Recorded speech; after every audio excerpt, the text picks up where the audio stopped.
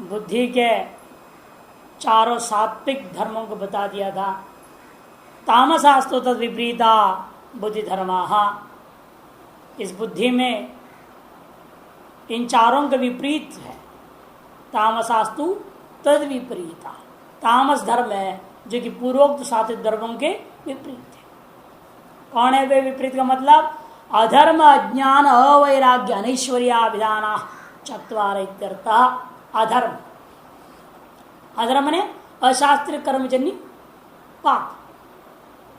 अज्ञान, अज्ञान ने जो पूर्व में ज्ञान से क्या लिया था? दो प्रकार की, एक तो सत्य प्रसन्नता ख्याति निश्रेष के कारणीभूत ज्ञान, और दूसरा लौकिक ज्ञान जो कि वेद पुराण इतिहास आदि सारी चीजों को ले लिया, वो भी शास्त्रीय ज्ञान ही लेना। और अज्ञान से इसलिए क्या हो गया? लौकिक ज्ञान। लौकिक वस्तुओं के ज्ञान हम लोगों के पास बहुत है, शास्त्रीय ज्ञान का अभाव, हो गया अज्ञान। अवैराग्य माने यह लोग, यह और अमुक अमूत्र का विषयों के प्रति राग, यह अवैराग्य हो गया। राग का भाव विराग, विराग से भाव वैराग्यम। अवैराग्य में थी न वैराग्य में अवैराग्यम, मतलब क्या हुआ? राग, विषयों के प्रति जो अनुराग है, विषयों के प्रति जो इच्छा या अपेक्षा आसक्ति, ये सारी चीजें का नाम ही अवैराग्य। और अनैश्वर्य, अनैश्वर्य का मतलब सकल कार्य करने में जो हम लोगों के अंदर सीमित शक्ति जो है वो अनैश्वर्य। और असीम शक्ति था ना, सिद्धियां थे, अनिमा लघिमा सब सिद्धियां थे। अब यहाँ क्या हो गया? अनैश्वर्य का मतलब हो गया ऐश्वर्य का अभाव। ऐश्वर्य का अभाव का तात्पर्य है कि हमारी सारी शक्तियां कुंठित है, सीमित है, वो अनैश्वर्य। इंद्रियों के अंदर क्षमता नहीं, शरीर के अंदर क्षमता नहीं कि दीवार को आर पार कर दे, है ना, सीमित शक्ति हो गई। इसका मतलब वो असीम शक्ति था ऐश्वर्य। अनैश्वर्या विधाना, इस नाम के चार जो चीज हैं आपके, ये कैसे? ये तामसा। और बुद्धि का राजस धर्म क्या है? राजस धर्म और कुछ नहीं है। राजस रजगुण के कारण से, बुद्धि में विद्यमान रजोंश के कारण से ही ये सात्विक धर्म और तामस धर्म अभिव्यक्त होते रहते हैं। रजगुण का अपना कोई कार्य नहीं है, और सात्विक धर्मों के और तामस धर्मों को प्रेरणा देकर प्रवृत्त कराना, अभिव्यक्त करना रजगुण रजोंश का कार्य, प्रवृत्ति बस। धर्म अधर्म, ज्ञान अज्ञान, वैराग्य अवैराग्य, ऐश्वर्य अनैश्वर्य में जो प्रवृत्ति है, ये प्रवृत्ति का कारण बुद्धिगत रजोंश। इसलिए राजस धर्मों का कोई चर्चा नहीं होता है। आगे भी ऐसे ही प्रकार समझना, अहंकार में भी सब जगह। अहंकार से लक्षण माह, आप अहंकार का लक्षण कर रहे हैं। अहंकार क्या चीज है? अभिमानो अहंकार तस्मात् द्विविध प्रवर्तते सर्ग एकादशकश्च गणः तान् मात्र पंचकश्चैव। अभिमानो अहंकारः, अभिमानो अहंकारः तस्मात् द्विविधा प्रवर्तते सर्ग। अभिमान, कोई अहंकार कहते हैं, मैं पना है, अहंता, मैं हूं, जिसकी वजह से मेरा भी आ जाता है फिर अपने आप। यहाँ मैं से परिच्छिन्न मैं कोई लेना है, वेदांत के अनुसार जो अहम ब्रह्मास्मि वाला अहम नहीं लेना है। इसे पंचदशी विचार आएगा, तीन प्रकार के अहम का विचार, तीन प्रकार के अहम विचार। जिस पुत्र मर गया तो मैं मर गया बोलते हैं ना, चिंता है और बोल रहे मैं मर गया। धन दौलत लुट गया तो मैं मर गया, हाय मैं तो मर गया, सब लुट गया मेरा, चला हम मैं मर गया, जिंदा रहकर मैं मर गया बोल रहा है ना। वहां हमसे क्या लोगे? हैं वो धन दौलत, वो एक अहम आलम और एक अहम है शरीर को लेकर के जो व्यवहार हो रहा है, और एक शुद्ध अहम जो आत्मा के लिए प्रयोग करते हैं, अहम ब्रह्म। समनाथ जहाँ प्रयोग हो रहा है ब्रह्म के साथ, तो तीन अहम की चर्चा वहाँ करेंगे पंचदश विस्तार रूपेण। मुख्य आत्मा, गौण आत्मा, ऐसे लेकर विचार। अभिमानो अहंकार तस्मात्, उस अहंकार से द्विविधा सर्ग प्रवर्तते, दो प्रकार की सृष्टि प्रवृत्त होते हैं। कौन से? एक तो है 11 संख्याओं वाला एक समूह है, एकादश गण, 11 संख्या से युक्त गण है। पंच ज्ञानेन्द्रिया, पंच कर्मेंद्रिया और मन, 11 चीज एक समूह। और तान मात्र पंचकश्चैव, 5 अवयवों वाले एक तन्मात्राओं का समूह है, वो भी इससे पैदा होता है। वो 5, 11 और 5 कुल 16। ये 16 का 16 सृष्टि हुआ है अहंकार से। अब इसे जो 11 है वो आपको कहना पड़ेगा भाई सात्विक अहंकार से, और जो 5 है तामस अहंकार। और राजस अहंकार क्या करता है? इन दोनों की उत्पत्ति में, इनसे इनकी सृष्टि में, उनका परिणाम तो बनाए रहने में सहयोग देता है, प्रवृत्त करता है। अभिमान इति अभिमान अहंकार यत् खलु आलोचितं मतंच तत्र अहम अधिकृतः शक्त खलु अहम अत्र मदर्ता एव अमी विषयः मत्तो नान्योत्र अधिकृतः कश्चिदस्ति अतो अहम अस्मि इति यो अभिमानः। अनेकों तरीका समझा रहे हैं अभिमान को। अहम अधिकृतः यत् खलु आलोचितं मतंच, जिस किसी विषय में आपने ज्ञान प्राप्त किया, उसका विचार करा और सम्मत हो गए, उसे हम क्या बोलते हो फिर? अहम अधिकृतः, मैं इस विषय में अधिकृत हूं। शक्त खलु अहम अत्र, इस विषय में मैं समर्थ हूं, इस कार्य को करने में मैं समर्थ हूं। ऐसे करके जो वहां पर भी हमारा मदर्तेव अमी विषय, अरे मेरे लिए तो सारा विषय है, ये मेरे हैं, इसलिए मेरे लिए ही हैं, मैं इन सब का भोक्ता हूं, ऐसी जो भाव है वो अहम है, वही अहंकार है। मत्तो नान्योत्र अधिकृत कश्चित अस्ति, मुझको छोड़कर अन्य कोई इस विषय में अधिकृत नहीं है। अतो अहम अस्मि, इसलिए मैं ही हूं। इति यो अभिमान, ऐसा जो असाधारण व्यापार अहंकार का जो दिखाई देता है, इसी का नाम अभिमान है, वही अहंकार है, तार्श व्यापार वाला अहंकार है। सो असाधारण व्यापारत्वात् अहंकार, वह एक असाधारण व्यापार होने से इसका नाम रख दिया गया है अहम करोतीति अहंकार। अहम करोतीति अहंकार तम उपजीव्य ही बुद्धिर अध्यवसिति, और तम उपजीव्य, इसी का आश्रय करके बुद्धि ऐसा बोलने लगती है, कर्तव्य वेतन मया इति निश्चय करोति, यह मुझे करना चाहिए या यह मेरा कर्तव्य है, ऐसा वो भी निश्चय कर पाती है। नहीं तो वहां अहम नहीं आ सकता। मया कहां से आया? मया मैंने अहम का है ना, वो अहंकार कहां से आ गया? बुद्धि में। बुद्धि बोल रही है मेरे द्वारा ये चीज करने योग्य है, निश्चय कर रही है, लेकिन वहां निश्चयात्मिका वृत्ति में जो अहम दिख रहा है वो अहंकार से। इसलिए हम लोग क्या मानते हैं, सांख्य की प्रक्रिया बहुत सुंदर है, हमने सर्वदर्शन सार पुस्तक में इसको पूरा विस्तार पर समझाया, इनका ज्ञान कैसे पैदा होता है। इन लोगों के अनुसार क्या है, कर्म के वजह से इंद्रियां प्रवृत्त हुई, रजोगुण का परिणाम। रजोगुण का परिणाम क्या है? प्रवृत्ति। उसने प्रेरणा दी मन को कि तुम विषय को देखो, तो मन ने आंख को आदेश दिया, भाई मैं चीज को देखना चाहता हूं, खोलो। वो खोला, सामने घट था, वो घड़े को उसने देखा, तो घट के रूप सहित आकार का एक प्रतिछाया समझे एक तरह से लेकर के आंख क्या करता है? मन को देखा। पहले क्या था? नील घट था बाहर में, और उस नील घट में आंख के देखने से जुड़ गया नील घटम पश्य, दर्शन रूपी क्रिया जुड़ी, आंख का धर्म। फिर उसके साथ जब वो मन को लेकर दिया, अब मन ने क्या उसका मनन करा, उसके और संकल्प विकल्प किया, वो जुड़ा। मया दृष्टम नीलघटो सम्मतम, और मया जो कहां से आया? वो मन ने जब अहंकार को दिया तब ये सारी बात आई, और अहंकार को सारा मैटर को लेकर कहा दिया, बुद्धि को दिया। तब बुद्धि इसलिए इन सबको लेकर निश्चय करेगी ना। बुद्धि जब कहेगी वो अहम भी इसलिए जुड़ गया।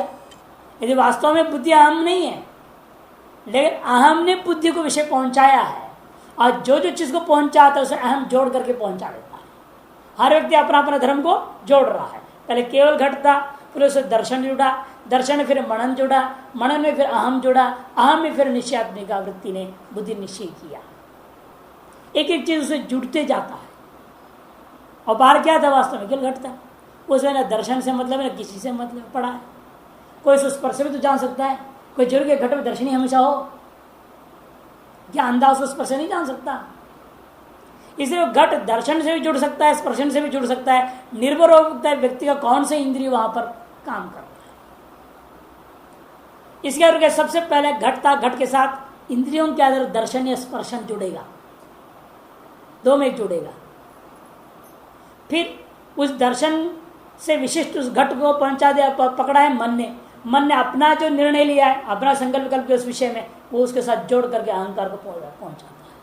और अहंकार कहते हैं मेरे को हिसाब मिला है, तत्त द्वारा, मन और इंद्रिय द्वारा, वो ले जाकर बुद्धि को देता है, और बुद्धि उसको निश्चय करती है। इसे हर जगह पर अपना अपना पॉइंट से उसमें जोड़ते गया, तो ज्ञान से इतना लंबा बना, जिसको पहले समझा ना, यद खलु आलोचितम मतम च, इसलिए कौन है आलोचितम ने चक्षुषा दृष्टम इंद्रियेण गृहीतम, फिर मतम, मतम ने मन का काम, उसके बाद आया अहंकार, उसके अनंतर जाते बुद्धि तदाश्र करो, एतन मया कर्तव्यम, ऐसा निश्चय कर लेती है, या एतन मया भोक्तव्यम, एतन मया दृष्टम स्पृष्टम इत्यादि इत्यादि निश्चय कर लेती है बुद्धि। इति निश्चय करोति तस्य कार्य भेद माहा। अब उस अहंकार के कार्य भेद को बताने जा रहे हैं। तस्मात् द्विविधा प्रवर्तते सर्गः इति, उससे दो प्रकार की सृष्टियां उत्पन्न होते हैं। प्रकारद्वय माह एकादशकश्च गणः इति, प्रकारद्वय में से पहला वाला बता रहे हैं, एकादशकश्च गणः, 11 संख्या से युक्त एक समूह है, गण है, वैसा वाला एक पहला सृष्टि है उसका। इंद्रिया हुआ, इंद्रियों का समूह है ये। तान मात्र पंचकश्चेति, और दूसरा समूह है पंचवयों वाला, उसको कहते हम तन्मात्राएं। एवं द्विविधेव सर्गो अहंकारा न तो अन्यति एव कारिण अवधारति, दो ही प्रकार के वास्तव में सृष्टि होती है अहंकार से, कोई तीसरा नहीं है। इस बात को बताएगा इतर व्यावर्तन के लिए ही एवकार का प्रयोग हुआ कारिका में, एव कारिण अवधारयति। कारिका में तो एवकार नहीं है, ये अपने जोड़ रहे हैं टीका का। कारिका में कहा एव है, एव नहीं है, कहा वो अंत में, ठीक है, पंचकश्चैव अंत में है स्यादे तत्, ठीक है, आपने कह तो दिया, लेकिन बड़ा आश्चर्य, अहंकार कैसा है, एक स्वरूप अहंकार का, वो दो विचित्र स्वरूप वालों को कैसे पता, ऑपोजिट बिल्कुल विरुद्ध स्वभाव वालों को पैदा कर दिया, इंद्रियां और भूत। कहते एक तो भूत है जड़, और इंद्रियां प्रकाशक है, विषयों को प्रकाशन कर रहे हैं। पर उसमें विरुद्ध स्वभाव वाले, जड़ प्रकाश स्वभाव वाले दो वस्तुओं की सृष्टि एक स्वभाव वाला कैसे पैदा कर देगा, ये शंका है। अहंकारात एक रूपा, वह अहंकार कैसा है, एक स्वरूप वाला है। या तो उसको जड़ मानो चाहे प्रकाश मानो, एक ही स्वरूप होगा ना उसका, तत्व एक ही है, एक तत्व का एक ही स्वभाव होगा, एक ही स्वरूप होगा।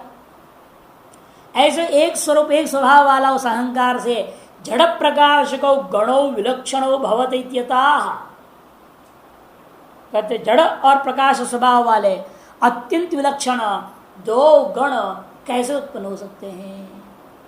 तब कहते हैं सात्विक एकादश प्रवर्तते वैकृताद अहंकारात् भूतादेस्तान मात्र तामसस्तैजसाद उभयम्। सात्विक अहंकार से, सात्विक अहंकार से सात्विक 11 इंद्रियां पैदा हो गए। सात्विक एकादश का सात्विक 11 इंद्रियां जो पैदा हुए हैं वो वैकृताद अहंकार या वैकृत से तात्पर्य सात्विक विकारात्मक अहंकार से। भूतादे है मैंने तामसात तान मात्रा, भूतों का कारणीभूता जो तन मात्राएं हैं वे तामस अहंकार से, स तामस। और तेजसात, तेजस अहंकार से क्या हुआ?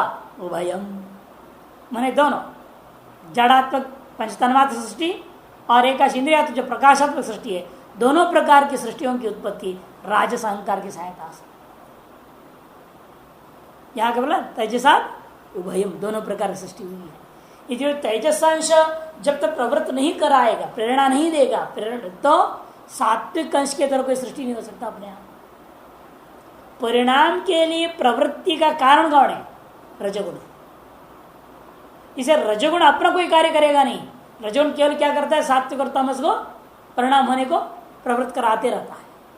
प्रवृत्त कराना ही मुख्य काम है रजोगुण का।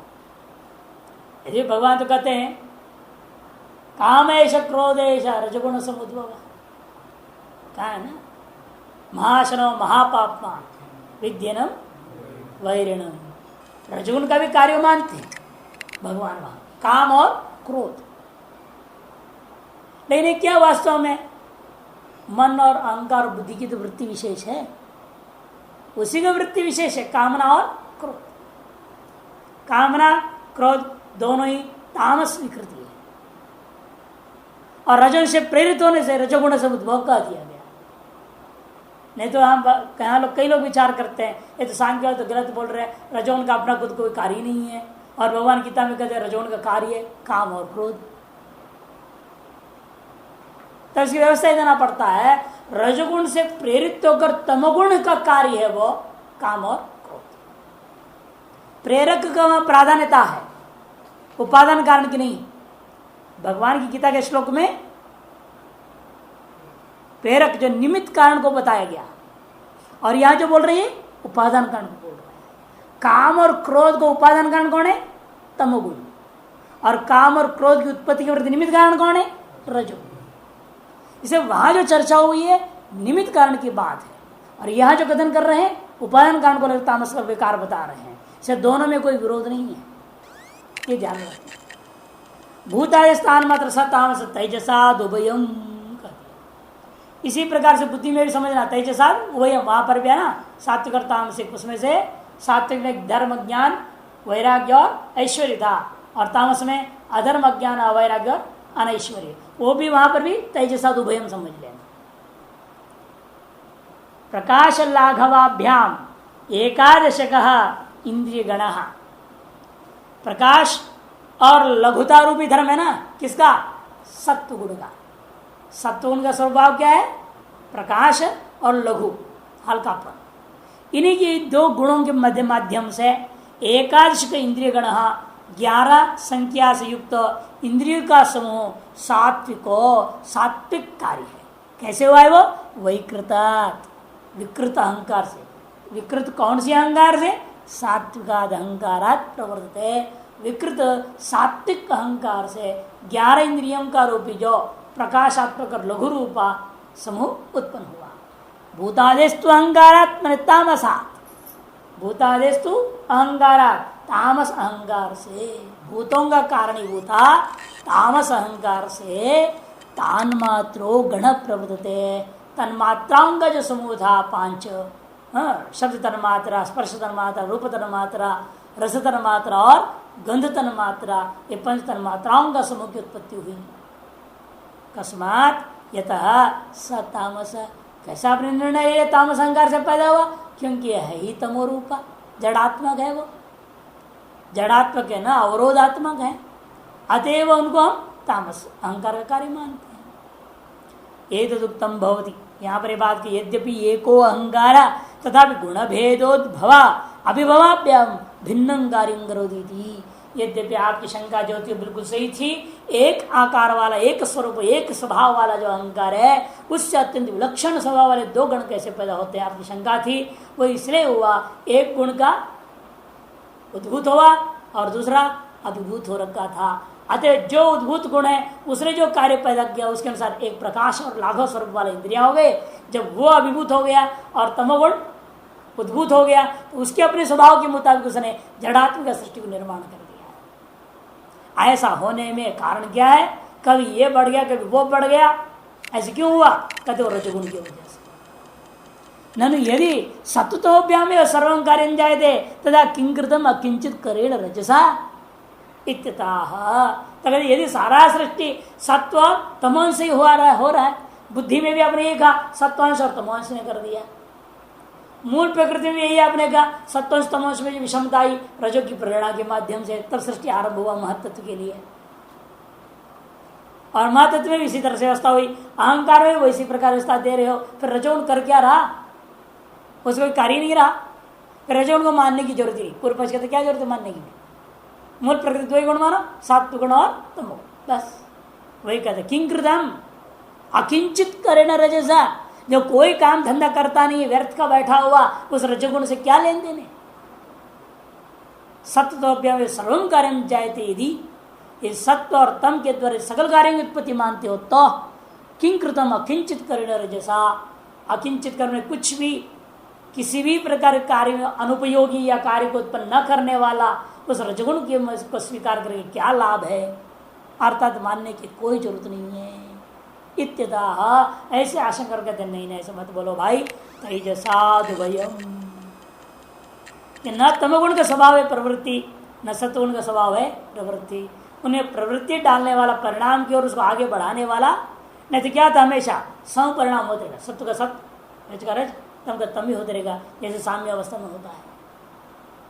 और सबसे महत्वादी कैसे आ जाएंगे? विषम परिणाम के प्रति कारण ही रजोगुण। इसलिए कहते हैं तेजसाद मैंने राजसाद उभयम गणद्वयम भवति। यद्यपि रजसो न कार्यांतर मिस्त, यद्यपि रजोगुण का अपने खुद का कोई कार्य आप गिन करके बता नहीं सकते हैं कोई, तथापि सत्वतमसी स्वयं अक्रिय समर्थे अपि। ये फिर भी क्या है? सत्वतम कैसे हैं? स्वयं अक्रिय, स्वयं में कोई क्रिया करने में कोई सामर्थ्य नहीं है। अभी न स्व कार्य करते हो, अक्रिय, स्वयं अक्रिय, स्वयं में क्रिया नहीं होती है। यद्यपि समर्थ हैं, गुण है, परिणाम स्वभाव वाले हैं, सामर्थ्य तो है, लेकिन प्रेरणा के बिना कैसे होगा? जैसे हनुमान जी है ना, बैठे हैं चुपचाप और सब जो है अपने अपने बखान कर रहे हैं। मैं यहाँ से समुद्र उड़ूंगा तो इतना दूर जाऊंगा, वो कहते मैं उतना दूर जाऊंगा। सब अपने अपने बखान कर रहे थे और हनुमान चुपचाप बैठे किनारे देख रहे थे। तो जामबंद फटकारता है या नहीं? प्रकरण है। जब तक कहा चुपचाप जब आया है हनुमान चाहे इसमें तुलसी मानस में, भाई क्यों चुपचाप बैठे हो? मैंने प्रेरक हुआ ना, है तो सामर्थ्य से, सामर्थ्य नहीं है बात थोड़ी, उनकी प्रेरणा करने के बाद सामर्थ्य आया क्या हनुमान जी में? सामर्थ्य तो पहले से विद्यमान है, लेकिन जब तक जामवंत की प्रेरणा नहीं होती है, सामर्थ्य होने पर चुप बैठे हुए। वैसी हालत सत्वगुण का है, तमोगुण का है। सामर्थ्य है लेकिन प्रवृत्ति नहीं होती है। प्रवृत्ति के लिए प्रेरक कोई दूसरा चाहिए, और प्रेरक कौन होगा यहाँ? रजोगुण। इसलिए कहते हैं यद्यपि रजसो न कारण तथा सत्वतम से स्वयं अक्रिय समर्थ्य अपि न स्व स्व कार्य कुरुतः। समर्थ होने पर भी स्वयं में क्रिया न होने के कारण से, क्रियाशीलता के स्वभाव उनमें न होने के कारण से वे कोई कार्य को अपना कार्य उत्पन्न नहीं कर पाते। रजस्तु चलतया, और रजगुण का स्वभाव क्या है? प्रवृत्ति, चल ते चलतया ते यदा चालयति, अतः जब रजगुण के द्वारा उन दोनों को संचालन किया जाता है तदा स्व स्व कार्य कुरुत, तब जाकर के वे जो सत्व और तमोगुण है अपने अपने कार्यों को उत्पन्न करने लगते हैं। तद उभयस्मिन्नपि कार्य, इसलिए दोनों प्रकार के कार्य, चाहे सात्विक कार्य हो चाहे तामस हो, सत्व तमसो हो, उभयस्मिन्नपि कार्य क्रिया उत्पादन द्वारेण, उनमें क्रिया उत्पादन द्वारा रजसः अस्ति कारणत्वम, रजगुण में भी कारणत्व मानना पड़ेगा। इति न व्यर्थम रजः, इसलिए रजगुण में कोई व्यर्थता दोष नहीं है। अविचार आता है बुद्धि इंद्रियों को लेकर के 11 इंद्रियों का विचार आरंभ करते हैं। व्यक्तों का विशेष चल रहा है ना अभी, व्यक्तों का ही विशेष लक्षण महतत्व का हो गया, अहंकार तत्व का हो गया। अब इंद्रियों के बारे में बताना है, इसका भी जो कार्य वो भी व्यक्त है। ये 16 इन 16 व्यक्तों के लक्षण बताएंगे। उसमें पहला 11 को ले रहे हैं, सात्विकम एकाशकम आख्यातुम बाह्येन्द्रिय दशकम तावता। उसमें सबसे पहले हम केवल 10 इंद्रियों को, जो बाह्य इंद्रियां हैं उनको विचार करेंगे। सत्वगुण के कार्यभूता 11 इंद्रियों को कथन करने के लिए सबसे पहले बाह्य 10 इंद्रियों का चर्चा करते हैं। बुद्धि इंद्रियाणि चक्षुश्रोत्र घ्राण रसन त्वगाख्यानि वाक्पाणिपाद पायुपस्थान कर्मेन्द्रियाण्याहुः। बुद्धि इंद्रियाणि मैंने ज्ञानेन्द्रियाणि, या बुद्धि से लेना ज्ञान। ज्ञानेन्द्रिया जो होते हैं वो 5 है, चक्षु श्रोत्र घ्राण रसन त्वक आख्यान। यह जो क्रम को ध्यान नहीं देना है, पहला चक्षु बोल दिया है, वो आर्य छंद के कारण से बोल दिया, समझ रहे ना। नहीं तो श्रो करके हम पहले रख देते, श्रोत्र श्रोत्र पहले रखते, फिर चक्षु रखते, फिर चक्षु रखते, तब क्या हो जाता, श्रो कहो तो गुरु है, त्रा का लघु हो जाएगा। आप रख के देखेंगे ना, श्रो चक्षु ऐसा आएगा ना। और अब जो कर रहे हैं हम चक्षु श्रोत्र, ये श्लोक बना दिया है। इसमें च में क्या है, लघु है ना, लघु।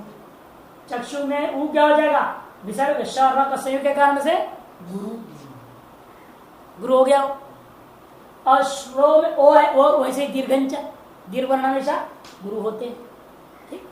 लघु गुरु, गुरु आ रहा है आर्य छंद के अनुसार। और यहां करोगे आप, गुरु पहले आ गया है, त्रा में क्या हो गया, संयोग है नहीं पर में, खुद यहां दीर्घ वर्ण नहीं है, ये लघु हो गया। फिर क्षु के कारण से संयोग है, चार का गुरु हो गया, छंद बिगड़ गया ना। यदि हम उत्पत्ति क्रम को लेकर के श्रोत्र पहला लेना पड़ेगा आकाश का शब्द तन्मात्रा का कार्य, और उसी क्रम से उत्पत्ति क्रम से रखना चाहोगे शब्दों को, तो क्या होगा, छंद बिगड़ जाएगा। आर्या छंद में सारा जो कार्य का निर्मित है, आर्या छंद भंग हो जाएगा।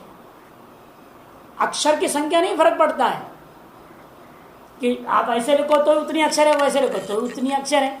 चक्षु श्रोत्र बोलो, श्रोत्र चक्षु बोलो, अक्षर घटते बढ़ते नहीं है। लेकिन गुरु लघु मात्राएं बदल जाएंगी, तो गण ही बदलेगा ना। गण बोलते ना उसको, 7 गण होते हैं, रगण यगण मगण अनगण तगण वगैरह, वो गण बदल जाएंगे, कार्य छंद बिगड़ जाएंगे। इसलिए यहां उत्पत्ति क्रम को महत्व न देते हुए कार्यकाकार में छंद के दृष्टिकोण से पहला चक्षु रख दे, चक्षु श्रोत्र घ्राण रसन तग, तो सारा क्रम बिगड़ गया। उसके वजह से आगे घ्राण रसन तग कर दिया, या इन्होंने समाज को भी त्याग दिया। समाज के अनुसार क्या होता है, अल्पाचतरम, न्यूनतम अच्वल को सबसे पहले त्वक, वहां तो ठीक है अंत वाला त्वक रख दिया है। लेकिन बीच में क्या है, रसना 3 अक्षर है, घ्राणा 2 अक्षर वाला, तो होना क्या चाहिए था, सारा क्रम बिगड़ जाता। त्वक पहले ला, अल्पाचतरम के त्वक घ्राण चक्षु श्रोत्र रसना नहीं बोलना चाहिए। पहले 1 अक्षर वाला, फिर 2 अक्षर वाले, फिर 3 अक्षर वालों को रखना चाहिए समास के अनुसार। और यहां पर 1 अक्षर लास्ट में चला गया, अंत पहुंच गया। तो आख्यानी मैंने समास को भी ध्यान नहीं दे रहे हैं। कारण क्या है, केवल छंद को बनाए रखने के लिए, क्रम का बिल्कुल ध्यान नहीं, समास का बिल्कुल ध्यान नहीं, छंद के कारण से। अब क्रम तो हो गया, श्रोत्र पहला, फिर त्वगिंद्रिय, फिर चक्षुरेंद्रिय, फिर रसनेन्द्रिय, फिर घ्राणेन्द्रिय। आकाश शब्द तन्मात्रा, उसे जो श्रोतेन्द्रिय, स्पर्श तन्मात्रा से त्वगिंद्रिय, रूप तन्मात्रा से चक्षुरेंद्रिय, रस तन्मात्रा से रसनेन्द्रिय, और जो है गंध तन्मात्रा से घ्राणेन्द्रिय। वाक पाणिपाद पायुपस्थान कर्मेन्द्रियाण आहुः। वाक पाणिपाद पायुपस्थान, यहां देखो छंदी संहिता क्रम से लगभग रख दिया, वाक पाणी पाद, यहां उल्टा हो गया, उपस्थ पायु होना चाहिए, पायु उपस्थ। यहां पर दो है तो बन रहा है, एक तो छंद के कारण से भी है और समास भी मान लिया। यहां पर पायु दो अक्षर है, उपस्थ 3 अक्षर है। 2 अक्षर वाले को पहले रखना पड़ता है, अधिक अक्षर वाले को बाद में रखना, अल्पास्तरम नियम के आधार पर। इसलिए पहले पायु को रखा, बाद में उपस्थ को रखा। यदि जल का कार्य है उपस्थ, पृथ्वी का कार्य है पायु। लेकिन अधिकतर सभी जगह क्या मिलेगा आपको, वाक पाण, वाक का एक अक्षर है, वाक एक अक्षर से पहले ले लिया। पानी पाद पायु तीनों कैसे हैं, 2 अक्षर वाले। उसे पानी को पहले, पाद को बाद में, कि पानी का घी संज्ञा, द्वंद्वे घी सूत्र है, द्वंद्वे घी। घी संज्ञा वाले को द्वंद्व समझ क्या होता है, पहले रखी जाती है, इसलिए पानी को पहले लाना पड़ा। पानी पाद पायु उपस्थानी। कर्मेंद्रियान या हो, इन कर्मेंद्रियों को कहा जी ने कर्मेंद्र कहा जाता है। बुद्धिन्द्रियाणी यदि सात्विक अहंकार उपादानकत्व इंद्रियत्वम, इंद्रिय का लक्षण क्या है, सीधा सीधा लक्षण बना दिया ने, सात्विक अहंकार उपादानकत्व इंद्रियत्वम। सात्विक अहंकार है उपादान कारण जिसका, उसको हम कहते हैं इंद्रियत्व। देखो साफ लक्षण क्या बोला भैया, उपादान कारण, ये ध्यान रखना। निमित्त कारण था नहीं, निमित्त तो हमेशा रजो। तच्च द्विविधम बुद्धि इंद्रिया कर्मेंद्रियंच, और वह इंद्रिय 2 प्रकार के हैं, ज्ञानेन्द्रिय और कर्मेंद्रिया। उभयमप्येतत् इंद्रस्य आत्मनः छिन्नत्वात् इंद्रिय उच्यते। इसका नाम इंद्रिय क्यों पड़ा, इंद्र मने आत्मा, इंद्र मने आत्मा, इंदी दीप्त धातु है उससे बना। अब वैसे तो इंद्र वेद के दृष्टिकोण से, उपनिषद के हिसाब से इंद्र शब्द ऐसे नहीं बना। इदंद्रम संतम इंद्रमित्याचक्षते, इदंद्रम संतम इंद्रमित्याचक्षते उपनिषद मंत्र। इदंतया जिसने देखा उसका नाम इदम द्र, इदम द्र। इदम तया ब्रह्म को देखने वाला कौन है, इंद्र सबसे पहले। इनकी केनोपनिषद में आया था ना, वो प्रकाश रूपेण आया, प्रकाश रूपेण जब प्रकट हुआ तो इंद्र घबरा गया। पहले वायु गया, वायु के सामने तिनका फेंका, उसने कुछ नहीं कर पाया। फिर अग्नि गया, तिनका फेंका, कुछ नहीं कर पाया। फिर इंद्र गया, तब वो गायब हो गया। इदम तया ग्रहण जो किया है वहां सभी ने क्या बोला, आप कौन है पूछे। वायु ने पूछा, अग्नि ने पूछा, लेकिन इंद्र ने पूछा नहीं। गया, देखा, इदम प्रकाशम अस्ति, प्रकाश गायब हो गया। फिर वह हिमवती उमा प्रकट हो गई माया, और वो समझाती तत्व क्या है। केनोपनिषद में आया ना ये कथा। तो इदम तया दर्शन करने से उनका इदम द्र, दर्शनात् द्र प्रयोग हुआ, इदम द्र। अविदम द्र उसका नाम पड़ गया, इसीलिए हम क्या बोलते हैं उसको, इंद्र। था ऐसा ना शब्द, इदम द्र, इद्र को खा गया, क्या बचा, इंद्र। वहां पर परोक्ष प्रिया ही देवा न प्रत्यक्ष प्रिया, परोक्ष प्रिया ही देवा। और कभी अपने नाम भी सीधा बोलवाना नहीं चाहते, सुनना नहीं चाहते। इदंद्र उनका असली नाम था ना, वो नाम नहीं बोलना, इंद्र बोलना, ये उससे उसको प्रसन्न होते हैं। जितने भी है देवता लोग, किसी के भी नाम हम लोग जानते नहीं, किसी का वास्तव में नाम, जो भी हम नाम ले रहे वो एक गुणवाचक है उसका वास्तव में। आप जैसे विष्णु कह दे तो विष्णु क्या है? व्यापक तत्व विष्णु, ये व्यापक तत्व उसका नाम विष्णु पड़ गया है। असली नाम तो कोई नहीं जानता उसका। भृंगनाथ बृहत्वाद ब्रह्म है ना, भाष्यकार ने लिखा। इन स्वरूप के गत, उसके स्वभावगत या उनकी विलक्षण गुणों के कारण से नामों को हम ले रहे हैं, लेकिन वास्तव में उसका कोई नाम ही नहीं है। नाम है ना रूप है उसका, ये सगुण साकार में आए हुए उनके गुण और आकार को मन को नामकरण करते जाते हैं, सहस्र नामावली बना लेते हैं। हर देवता का सहस्र नाम है। और आप तुलना करके देखिएगा सबका 50% तो वही नाम सभी में मिल जाएगा, लगभग 50% मिल जाएगा। जो इसमें हो उसमें भी है लगभग। विख्यात महात्मा वो अलग, वो तो राजा है स्वर्ग लोकों का।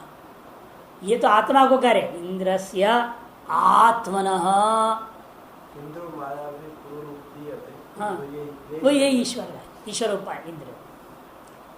तो उभयमपि एतत्, ये दोनों का इंद्रियस्य माने आत्मा, इंद्रस्य माने आत्मन छिन्नत्व, आत्मा को इसी के माध्यम से, इन्हीं के माध्यम से हम लोग पहचान पाते, ग्रहण कर पाते हैं। मान लो श्रोत इंद्रिय ना हो तो न उपनिषद सुन सकते न ब्रह्म ज्ञान होगा, तो आत्मा को हम कैसे पहचानेंगे? आत्मा का बोधक ज्ञापक लिंग छिन्न है यह, इसे इसका नाम इंद्रियम इत्युच्यते।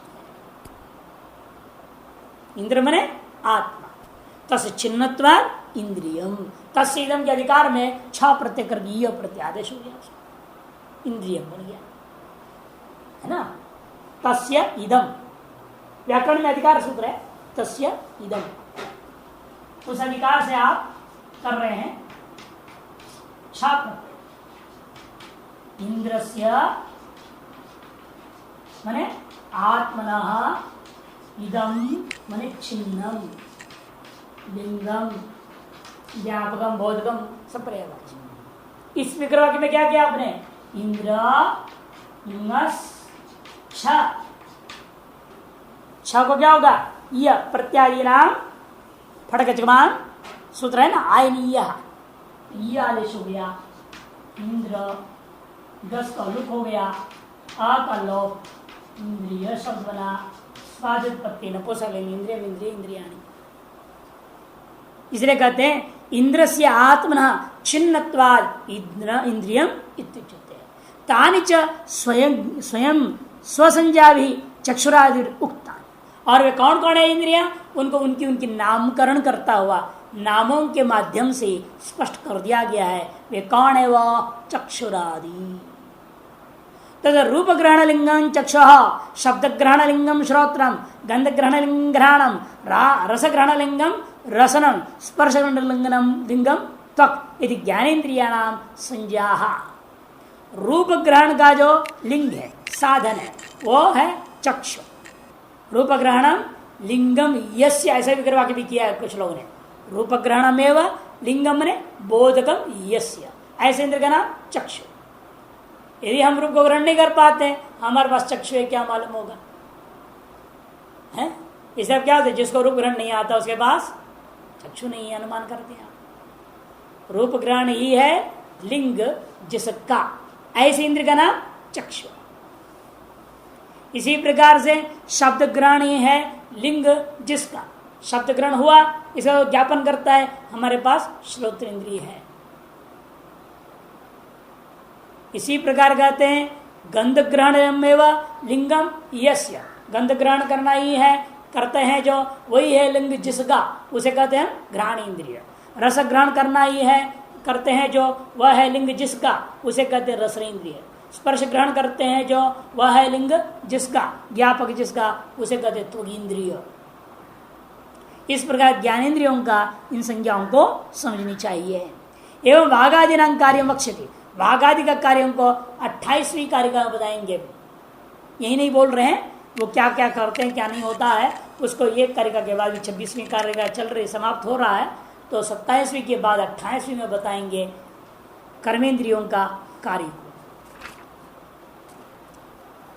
इनमें थोड़ा संकेत समझ लेना पड़ेगा। कर्मेंद्रियों में वाक इंद्रिय करता क्या है?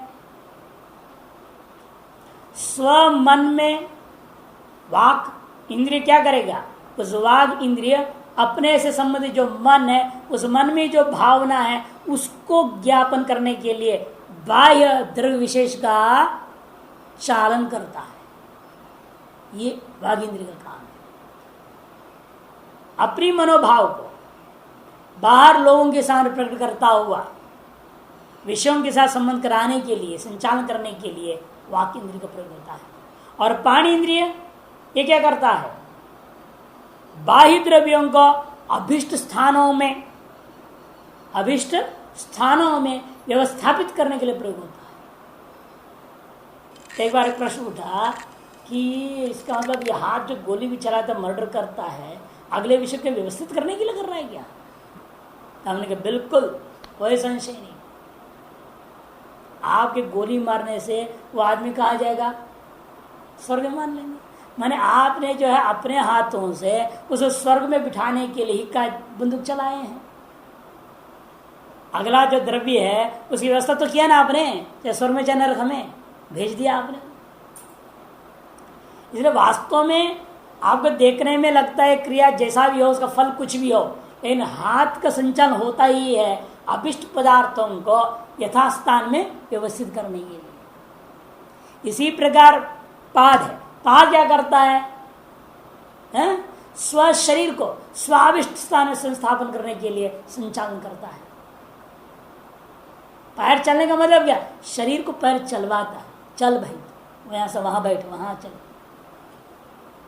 ये पैर का काम है। उपस्थ का काम क्या है? समृद्धि सुख आदि के लिए बाह्य विषयों को संचालित कराता है। ये उपस्थिति। उपस्थिति से क्या होता है? समृद्धि भी प्राप्त होती है, सुख भी प्राप्त होती है। पुत्र प्राप्ति हो गया, समृद्धि हुई, वो भी एक समृद्धि मानते हैं। संतान प्राप्ति आदि जिसके लिए उपस्थिति इंद्रिय का प्रयोग होता है। सुख प्राप्ति के लिए भी होता है इंद्रिय का प्रयोग। शारीरिक स्वास्थ्य प्राप्ति के लिए यदि मान लो शंका ना हो तो फिर शारीरिक स्वास्थ्य कैसे ठीक रहेगा? प्रयोग करते हैं इसलिए उपस्थित इंद्रिय को। तो शारीरिक स्वास्थ्य के माध्यम से शारीरिक सुख प्राप्ति के लिए भी उपस्थित इंद्रिय का अत्यंत आवश्यक प्रयोग होता है। तो संतान प्राप्ति द्वारा समृद्ध्यर्थम, लघुशंकादि के माध्यम से मल का विसर्जन द्वारा शारीरिक सुख प्राप्ति अर्थम उपस्थित इंद्रिय संचालित होता है। और पायुर इंद्रिय है शरीरस्थ सकल स्थूल मलों का विसर्जन द्वारा अपसरण द्वारा प्रागृहित विषयों को अपसरण करने के लिए ही चालित करता है। कौन? पायुर इंद्रिय। और इन इंद्रियों में एक और विलक्षणता को आपको ध्यान रखना है। इनमें जो क्रम से ले लो, इंद्रियों के गुणों को ध्यान रखना। कैसा कैसा होता है? श्रोत्र केवल सात्विक है और वाक भी सत्वंश प्रधान है। सात्विक सत्वंश प्रधान है। और त्वगिंद्रिय होता है, त्वगिंद्रिय इसमें सत्व और रज दोनों प्रधान सम भाव से विद्यमान रहते हैं। और तमगुण गौण। उस वहां पर क्या होगा? तो का पानी। और चक्षु केवल रज पाद। रसनेन्द्रिय रज और तमह का मिश्रण समभाव दोनों समान रहते हैं। उपस्थ घ्राण केवल तमह प्रदान होता है। गुणों में वैषम्यता को समझना है। सत्व प्रदान, सत्व रज प्रदान, केवल रज प्रदान, सत्व रज तमह प्रदान, केवल तमह प्रदान। ऐसे होकर इनकी सृष्टि को सांख्यकार बताते हैं। एकादशम इंद्रिय माह। अब 11वां इंद्रिय को पहले बताएंगे, बाद में कर्मेंद्रियों का विचार विस्तृत रूप में समझाएंगे। एकादशम इंद्रियम आह, 11वां जो इंद्रिय मन, उसके बारे में पहले चर्चा कर रहे हैं। उभयात्मकम मत्र मनः संकल्पकम इंद्रियंच साधर्म्यात् गुण परिणाम विशेषात् नानात्म बाह्य भेदश्च बाह्य भेदाश्च। उभयात्मकम मत्र मनः, मन की विलक्षणता है ये उभयात्मक है, अर्थात ज्ञानेन्द्रिय भी है कर्मेंद्रिय भी है। जो 11वां है क्या विलक्षणता है उसकी? वो ज्ञानेन्द्रिय भी है और वो कर्मेंद्रिय भी है। ये विलक्षणता सांख्य का अपनी बात है। ये उभयात्मक मानते उसको। संकल्पम इंद्रियंच साधर्म्यात्, संकल्प उसका स्वरूप है। संकल्पात्मकम मन है। यह संकल्प करने वाला है, और इंद्रियों के सजाति होने के कारण से, वह अहंकार से उत्पन्न होने के कारण से इंद्रिय भी है। वो संकल्पात्मिका क्रिया करने वाला होने से वो कर्म इंद्रिय हो गया, और अहंकार से सात्विक से उत्पन्न होने से वो ज्ञान इंद्रिय भी हो रहा है। गुण परिणाम विशेषात नानात्म, गुणों के परिणाम भेद के कारण से विविध इंद्रियां उत्पन्न होती हैं। जैसे एक भूत आदि के से जात बाह्य पदार्थ के भेद, बाह्य भेदाश्च यथा नानात्म तथा गुण परिणाम विशेषात नानात्म, गुणों के परिणाम भेद के कारण से जैसे बाह्य जगत के, जैसे एक पृथ्वी है, पृथ्वी के कितने कार्य हैं, लकड़ी भी है, ईंट भी है, दीवार भी है, कप ये भी पार्थिव है, कितनी है पृथ्वी की कार्य, और एक से विलक्षण है। कपड़ा भी पृथ्वी का कार्य है, दीवार भी पृथ्वी का कार्य है। कपड़े को ओढ़ सकते हो, दीवार को ओढ़ सकते हो, क्या है तो दोनों पृथ्वी का। जिस प्रकार से गुण परिणाम की विलक्षणताओं के कारण से एक ही तत्व के कार्यों में विलक्षणता नानात्व देखते हो, उसी प्रकार यहां पर मन में नानात्व मानने में कोई आपत्ति नहीं। परिणाम भेद, जब मन सत्व प्रधान होकर प्रवृत्त हो रहा हो तब उसके अंदर ज्ञानेन्द्रियता रहेगा, जब तम प्रधान प्रवृत्त हो रहा हो तो कर्मेंद्रियता आ जाएगा। इसलिए कोई आप एक ही में विविध और विरुद्ध स्वभाव के दो स्वरूप में जिस प्रकार भी कर रहे हो तो कोई आपत्ति नहीं है, क्योंकि यहाँ गुण परिणाम भेद मुख्य है। जैसा गुण का प्रधानता और गुण भाव है, उसके आधार पर उसका संज्ञाएं भी बदलते रहेंगे। जैसे हम लोग व्याकरण लोग मानते हैं ना, एक ही व्यक्ति है, वो अध्यापक भी हो सकता है, पाचक भी हो सकता है, लावक भी हो सकता है। पढ़ा रहा तो अध्यापक है, भोजन पकाने लग गया तो पाचक हो गया, धान काट रहा है और खेती में तो लावक हो गया। क्रिया के अनुरूप संज्ञा बदलती है, व्यक्ति वही है। उसी प्रकार यहां पर भी मन वही है, तो उसी कार्य को देखता हूं हम तो इसको ज्ञानेन्द्र भी मानता हूं और कर्मेंद्र भी मानता हूं। एकादशसु इंद्रियेषु मध्ये, एकादशसु इंद्रियेषु मध्ये मनः उभयात्मकम, 11 इंद्रियों के बीच में मन उभयात्मक मानी जाएगी, अर्थात बुद्धिन्द्रियम कर्मेंद्रियम च, और बुद्धिन्द्रिय भी है कर्मेंद्रिय भी है। ऐसे चक्षुरादिना वागदन च मनो अधिष्ठिता नामेव स्वस्व विशेष प्रवृत्ति है। तो कारण ये है, चाहे चक्षुरादि ज्ञानेन्द्रिया हो चाहे वागादि कर्मेंद्रिया हो, किसके आधार पर प्रवृत्त होते हैं? मन से प्रेरित होकर। इसलिए जब मन ज्ञानेन्द्रिय संबद्ध रहेगा तो उसके कार्य क्या होगा? तब ज्ञान को ग्रहण करना होगा। मन क्या करेगा उस समय? ज्ञानेन्द्र से संबद्ध है, ज्ञानेन्द्र को प्रेरणा देकर उसे विषय ज्ञान को ग्रहण कर रहा हो, उस समय वो ज्ञानेन्द्र स्वरूप प्राप्त कर लेगा। और वही मन जो कर्मेंद्र से जुड़ गया और कर्मेंद्र से काम करा रहा है तो वो भी क्रियाशील हो गया तब, या नहीं? कर्मेंद्रियां कर्म प्रधान होकर कार्य कर रही हैं, उससे संबंध हुआ जो मन उस कर्म के अनुकूल व्यवहार करता है ना, संकल्प कर रहा है, तब वो भी संकल्प कैसा है? कर्मात्मक संकल्प हो गया, ज्ञानात्मक संकल्प नहीं रह गया। अच्छा, तब उसका उस समय उसका नाम कर्मेंद्र माना जाएगा। चक्षुरादिना मनोधिष्ठिता नाम एवं, मन से अधिष्ठित होकर के ही चक्षुरादियां वाग आदियां अपने अपने विषयों में प्रवृत्त होते हैं। जब जिसे संबंध, जिसके साथ जैसा संबंध है वैसे उसका नाम हो जाता है। इसी को पंचदशिकार ने स्त्री को लेकर दृष्टांत दिया ना, स्त्री तो एक है या नहीं, लेकिन उसको देखने वाले अनेकों लोग खड़े हैं चारों तरफ है। तो जो खड़े हैं, एक मान लो वो व्यक्ति खड़ा है जो उसको बेटी के रूप में देख रहा है, बाप हो गया। एक व्यक्ति वो खड़ा है जिसको पत्नी के रूप में रहे तो पति हो गया। कोई देख रहा है उसको बहन के रूप में, कोई देखता है बुआ के रूप में, कोई देख रहा है मौसी के रूप में। एक ही स्त्री को नाना रूप में देख रहे हैं कि नहीं देख रहे हैं? और उन संबंधों के कारण से स्त्री की संज्ञाएं भी अलग अलग हो गई। मौसी है, चाची है, दादी है, नानी है, पता कितने नाम हो जाते हैं उसके। लेकिन स्त्री तो बदल नहीं गई ना, संज्ञाएं बदल रही है संबंध की वजह से। उसे और मन का सर्वत्र संकल्पात्मक की है, वो क्रिया का संकल्प कर रहा है कि ज्ञान का संकल्प कर रहा है, यह तो इंद्रिय संबंध के आधार पर निर्भर होता है। उसी के आधार पर उसका नाम भी हम उसको दोनों रूप मान लिया, ज्ञानेन्द्रिय भी और कर्मेंद्रिय। तद असाधारण रूपेण लक्ष्यते, इसी के असाधारण रूप के द्वारा पहले लक्षण करते हैं। संकल्पकम मात्र मन ही, संकल्पेन रूपेण मनो लक्ष्यते, संकल्प रूप से ही मन को लक्षित किया जा सकता है। आलोचितम इंद्रियेण वस्तु इदमिति सम्मुग्धम, पहले इंद्रिय क्या करता है, विषय को देखता है और कहता है वस्तु इदम, इतना ही जुड़ा, वस्तु इदम यदि सम्मुग्धम ज्ञान। ये जो ज्ञान है, इस प्रकार का जो ज्ञान कैसा है, सम्मुक्त रूप में ज्ञान है, वस्तु विशेष रूप से गृहीत नहीं है। सम्मुक्त का मतलब क्या, वस्तु का विशेष स्वरूप वह गृहीत नहीं है, अभी मुग्ध है अर्थात मोह से युक्त है। मोह से युक्त मतलब अभी किंचित आवरण है, स्पष्ट नहीं है, स्पष्टतया गृहीत न होने का नाम सम्मुग्धता।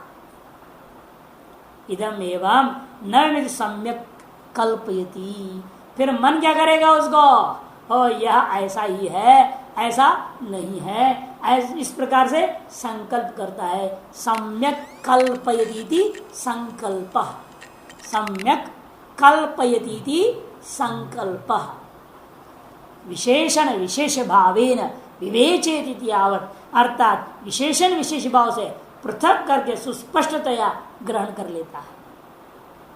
इसी विषय में कहा है, यदाहु सम्मुग्धम वस्तु मात्रं तो प्रागृह्णन्त्य विकल्पितम तत्सामान्य विशेषाभ्याम कल्पयन्ति मनीषिणः।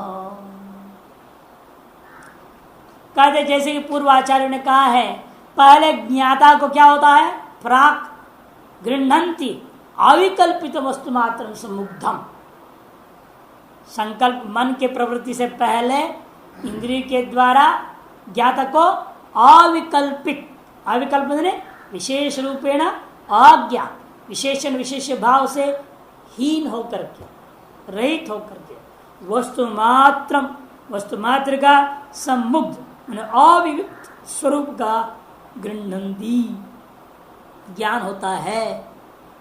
तत् सामान्य विशेषाभ्याम कल्पयन्ति, उसके पश्चात क्या होता है, यह मन के संबंध होने पर तदनंतर मनुष्यों अर्थात मन के व्यापार को जानने वाले जो लोग हैं उनका कहना है वस्तु का सामान्य और विशेष इन धर्मों से युक्त होकर के अर्थात विशेषण विशेष भाव से युक्त होकर के ग्रहण करते हैं, निर्णय करते हैं।